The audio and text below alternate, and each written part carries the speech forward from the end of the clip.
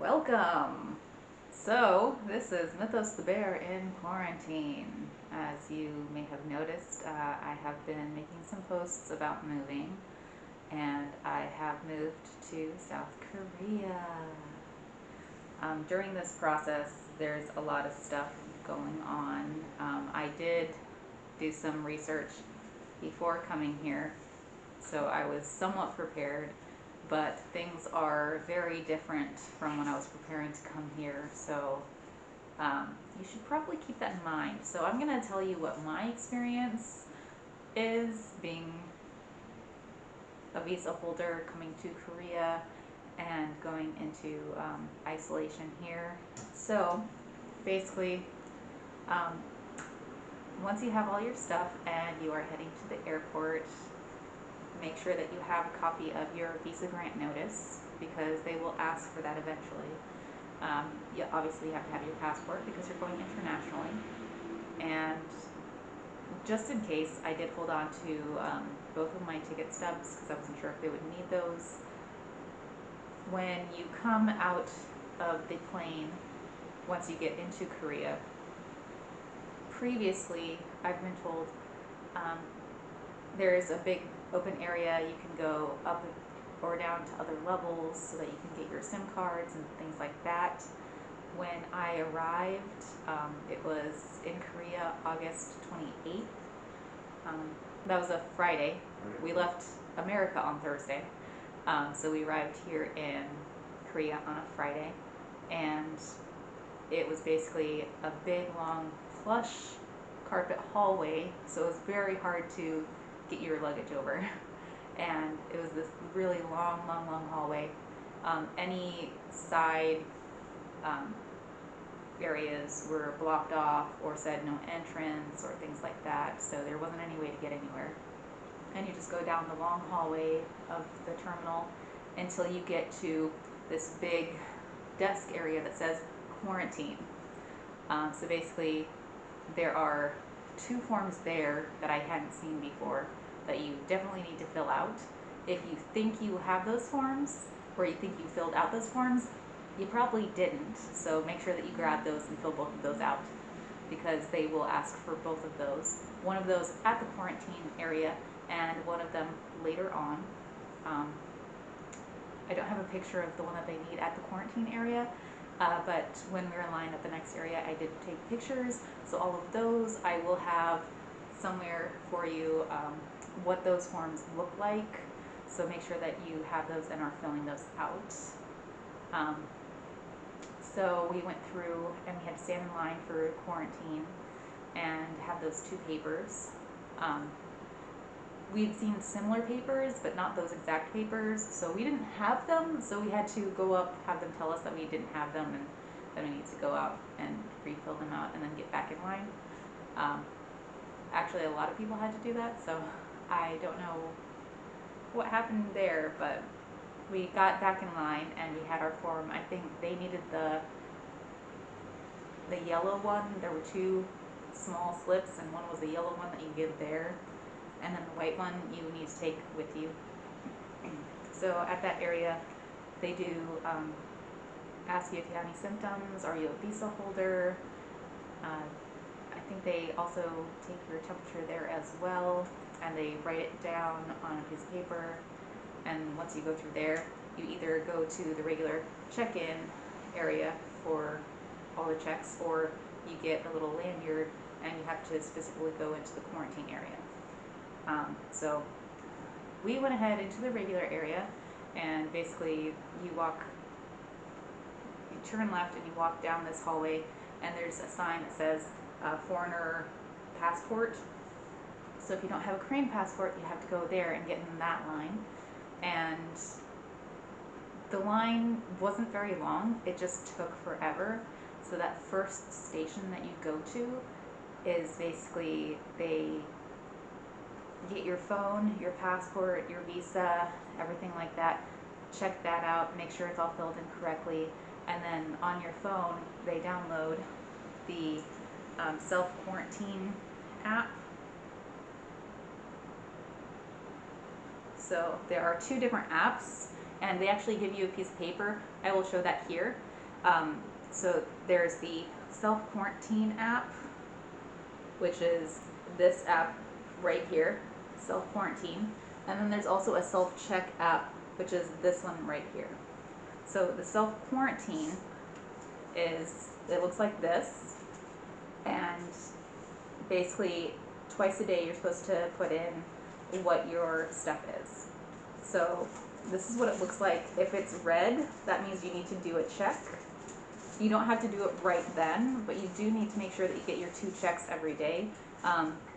Sometimes I haven't had good connectivity, so it said it didn't go through, so I just hit submit again. So it actually submitted twice, but that's that. So I need to do my afternoon check sometime before I go to bed today. Right now it's 1:15 p.m. Korea, so I will be doing that later. And then for this other one, the Korea self-check, it looks like this. This is the one I downloaded before I got to Korea because I knew I would need it. And then they were like, hey, you need a second one. So the first one, the self-quarantine check, they do put in where you're going to be staying or doing quarantine and all of your information so that they can accurately track you. And then they put in what your temperature was at the quarantine area. So they make sure that they put in all of that stuff, and then that also basically sets you up for who your government contact is going to be for that. And then once you go through that first area, there's a bunch of tables basically, and then you go to the second one, and there they ask you a few more questions. They need a few more papers. Again, I will have that up somewhere on the screen when I post this. So they ask for the rest of your information, like why are you here? Do you have these forms? Do you have a visa? Let me see that. They make sure all your stuff, again, is filled out correctly and get all that done. And once you have this check done, you then stand in another line waiting to go through the immigration process. So once you get through there, there's this big sign up top that says immigration step 1, immigration step 2, stuff like that. I went up to immigration step 1, and basically they check to make sure all your stuff is in order. You have your passport, you have your visa, and things like that. If you don't have a visa, if you're a short-term visitor without a visa, you stay there and you do your index fingers get fingerprinted on an electronic scanner, and then they also take your photo. If you are a visa holder, you go to step 2. So basically I just went from that one booth over to another line that was empty, and then I went up, and that's where they checked my visa, checked my passport. I did the double fingers, and then I had to take my mask down so they could take a picture of me for their system. Then once I was done with that, I went through this little side hallway next to their booth, so I didn't have to go back out into the main area, and through the exit doors. At that time, I did bring my dad with me so he could help me with the moving process, and also just like see Korea, have a little mini vacation, and I wouldn't have to be alone during this big move. While I have been out of the country before, this is my first time living outside of the country, so you know, it's nice to have someone there with you. And so since he's my dad, they took him into an interview room, asking him why he's there, what our relationship is, do they have proof of relationship. So someone eventually came out to me in the exit area and asked me, you know, is this person your dad? Do you have proof of your relationship? And can we have your passport? So I gave them my passport, and I, just in case, I brought my birth certificate with me. So I gave them my birth certificate, and they took all that information back into the interview room. He was back there for like another 10 minutes maybe, and then he came out. So because we knew that if we were going to try to quarantine together, they would ask for a proof of relationship. That's why I had my birth certificate and everything ready, because I knew that there was a small chance that they might let him quarantine with me, but everything else that I've read said it's only for like F visa holders. Um, but they saw our proof of relationship and they were like, yeah, that sounds great. You guys can quarantine together. Bye. So then we head down to bag check, which outside of this area, that's the only place you can go. You have to go down the stairs into baggage check. Everything else is closed off again. So once you get through bag check, you pick up all your stuff. There are a few shops and things there. And we were trying to pick up our SIM cards. I had pre-ordered SIM cards so that we would have phone numbers and everything. Obviously, we weren't able to set that up and use those as our contact when we went through quarantine. So my director, I had her phone number and we used her phone number for everything because that's the only Korean phone number that we had access to. So if you are planning on using a prepaid SIM card or something that you're going to pick up at the airport as your contact information or Korean phone number for all of your immigration stuff, as of right now, that's not going to happen because, as I said, you go straight through it. There's nowhere else for you to go. You can get that stuff afterward. So we did bag check. There were a few shops and stuff open. We got into the Incheon Gimpo Airport just after 3 o'clock, and I'm not sure how long all that took. It took at least 2 hours. It was well after 5 by the time we got done. We grabbed our bags. We were trying to figure out where to get our SIM cards, but I didn't see anything like that. The only shop that was there looked like a high-end bag store, and they were actually closing, so I'm not really sure what was going on there. Eventually, we went to the immigration declarations area. We didn't have anything to declare because we didn't bring like massive amounts of money or huge gifts or anything crazy like that. So there's another form that I'll show you that before you go through there has everything on it, and you have to just you just put that into a little box that they have, and then you walk right past and to the exit. Once you get to the exit, there is another quarantine check.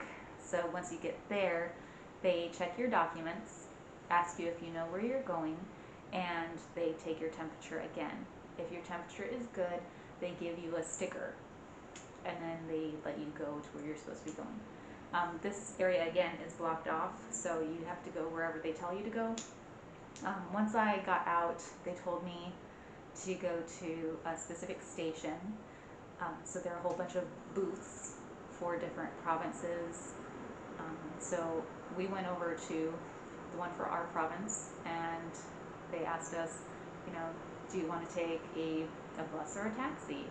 And I brought a lot of baggage, so I thought, well, let's take a taxi. And I'd also previously read that if you take a taxi, it will take you directly to your health center, so you can get your COVID check done right away, and then they'll take you over to where you're going to be doing quarantine. When I got up to that booth, they asked me about where I was going. Did I want a bus or a taxi? I said taxi, and then I asked, do you know where I can pick up my prepaid SIM cards? Because I bought SIM cards, and no one else I asked seemed to know where to get them. And so he told me. I walked around it. I couldn't find it. I asked someone else, and they're like, oh no, it's still further down that way. And I'm like, all right. So they let me out of that area to go find my SIM card. I eventually went over to, I think it was CU, the convenience mart in the airport, and they had the prepaid SIMs. I just went up and I showed them my invoice on my phone, and they asked for my name. They didn't ask for my passport, but it says that you're supposed to have your passport when you go pick it up, so I would still do that. I have my passport just in case. But they looked it up by my name and invoice number and pulled out my SIM cards. So I went over and put the SIM cards in the phones, and nothing happened. So I went back over like 10 minutes later and asked a different clerk about it, and she basically told me, sometimes it can take up to 30 minutes. So I'm like, okay, well, I don't have 30 minutes. I really want to get out of here. So I went back over to the station for my district and or my province, and we were trying to get things figured out. The phones we just could not get working, but as long as we had the SIM cards, we could always do something with it later. So we finally got it situated. We told them that we definitely wanted a taxi. We were ready to go. When they saw how many bags we had, one taxi driver was like, "Ooh, not me." So then another guy came up and he was like, "Yeah, I can do that." So this guy had a van. It was super nice. They do things right. It was so comfortable and amazing. So basically, he came over and he was like, "I will take you." We went to the checkout area, the area that I had to go out before in order to get the SIM cards. And basically, he was like, "I'm a taxi." He was speaking Korean. I'm assuming he said something like, "I'm a taxi driver. I'm taking these people," and they're like, "Okay, yeah, bye." So then we walked out and went out to his van, and he loaded up our stuff, and my dad helped him because I did bring a lot of stuff. I maxed out 2 of our 4 bags that were checked, because I was trying to bring as much stuff over as I could so I didn't have to buy things, and also my parents are trying to get rid of stuff at their house. So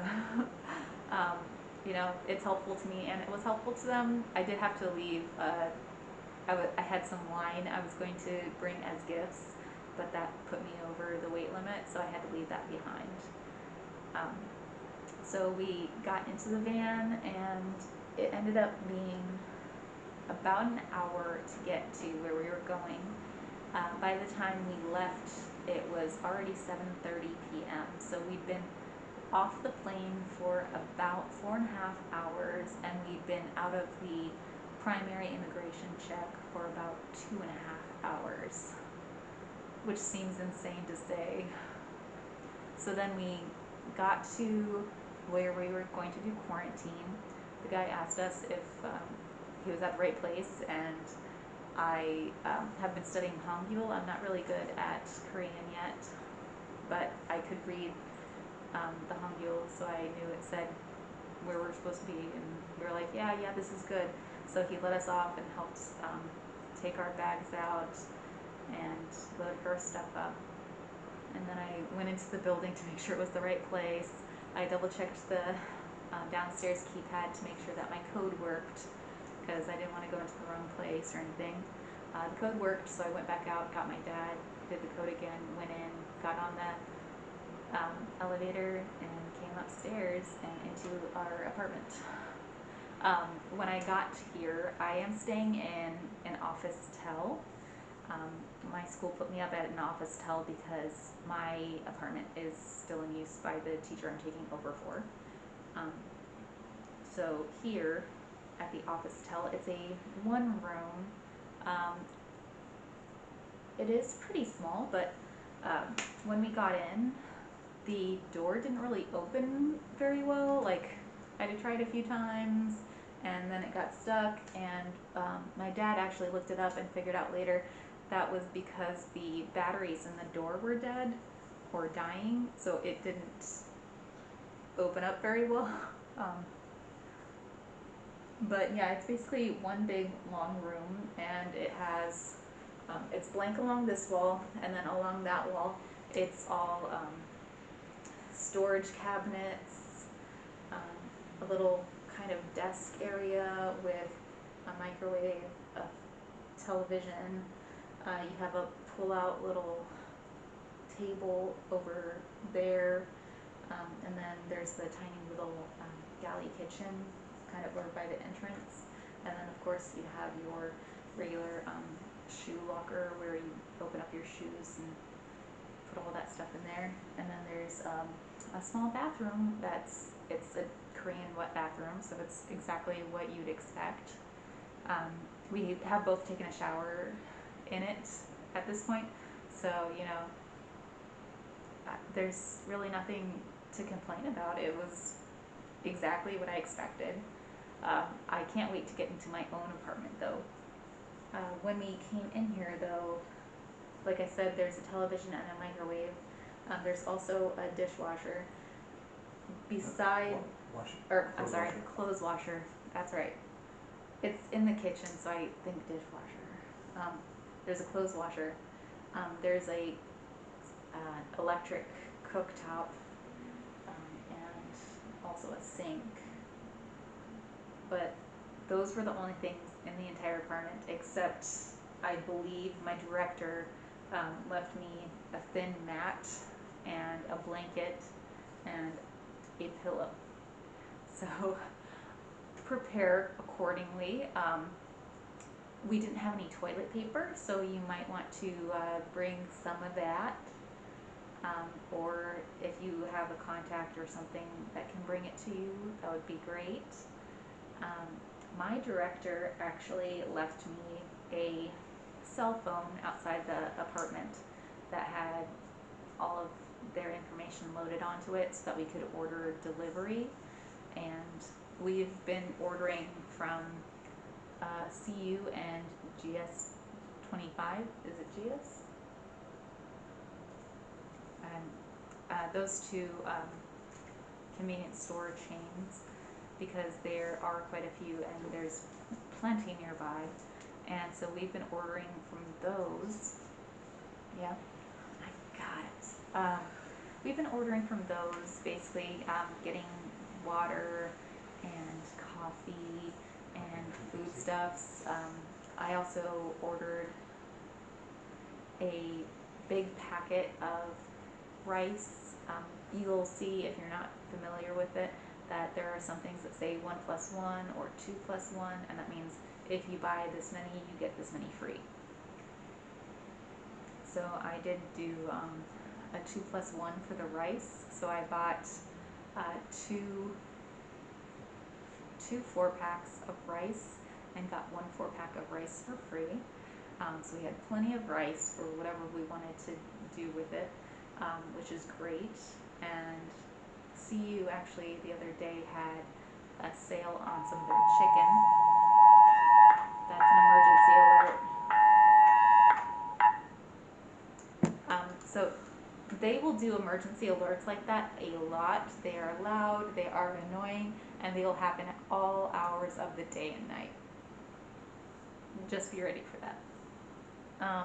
So they have a lot of stuff at convenience stores that's very helpful, and one thing that we found was a small pack of toilet paper, because if you try to order toilet paper anywhere, it usually comes in like 24 or 30 rolls in a pack, which is a lot for a place I'm only going to be in for 2 weeks. So we ordered from CU and we're able to get a 2-pack of toilet paper.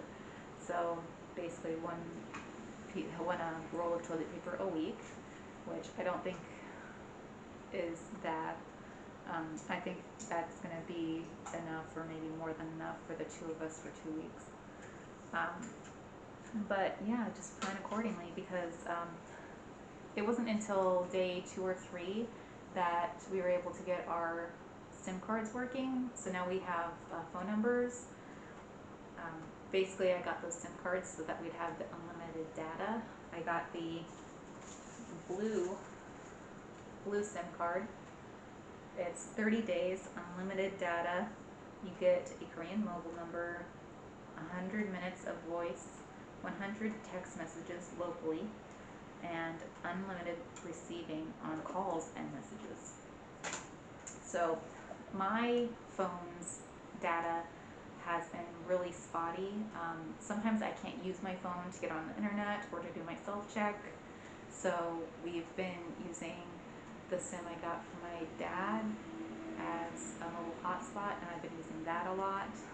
So just keep in mind there are some technical difficulties, and I have had a Gmart account for a while because I knew I was going to be coming here regardless. Like, I was coming to South Korea, it didn't matter. So I had a Gmarket account for like somewhere between 3 and 5 months before I actually moved here. And so I have a whole bunch of stuff in my cart. And for some reason, even though I was using the global app and the global website on my computer, it just would not load that I could use a foreign card. And then I think day 3, I didn't log in, I added stuff to my cart, I said, let's pay for it, and it said, hey, what kind of credit card do you want to use? Do you want to use PayPal? Do you want to use a foreign card? Do you want to use a Korean card? I'm like, what is this? I've never seen this before in my life. I was on a Facebook group and I sent them screenshots of my computer and the app on my phone, and it did not have those options. It was Korean bank accounts only. So I guess Korean technology or websites or apps or something just don't want to work with me. So it wasn't until day 3 that I got that to go. And really, if I didn't have my director's info on a phone and all of those preloaded apps with like the address and everything, it would have been horrible. It is day 5 of 14 for us now, and this morning our care package got delivered.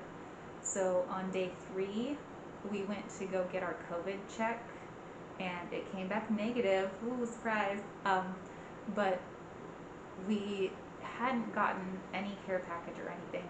Later that day, when we got home, we had someone come to the door, and you cannot open the door when someone's out there. You can't go out of your apartment to do anything. Stuff has to come to your door, and you have to wait. I usually wait, a couple minutes to make sure everything's empty out there. And then once people are gone, I just open the door a crack and grab stuff. So a guy came to the door, rang the doorbell. I got to see him on the intercom and talked to him a little bit. And he left us 2 little bags that had hand sanitizer, masks, a biohazard waste bag for all of your trash, because until you're out of quarantine, they presume that you're positive. We also had a essence diffuser, so that's over in the window. Hand sanitizer and a spray sanitizer. So